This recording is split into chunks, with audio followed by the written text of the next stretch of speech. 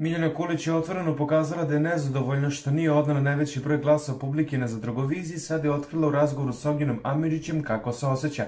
Ja jesam skromna u mnogim stvarima, ali kada je reality u pitanju smatram da nemam konkurenciju.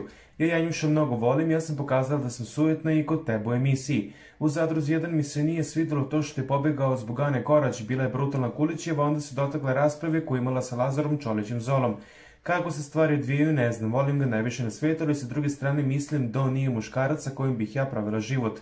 Ljubomoran je posesivan. Prećutala sam, svađali smo se u studiju do samog pojavljivanja na bini, isto tako vratili smo se i opet posvađali. Vikao je na meni i urlao. Kad je on mene šutnuo u nogu, zadruga mi se ukrenula, mrak mi se pojavio pred očima. Da se ne skidam sad, imam modricu na nozi, nije mi jasno šta ja dopuštam sebi, preko čega prelazim, rekla je Miljana, a potom i pozdravila Zolinu majku Bosu.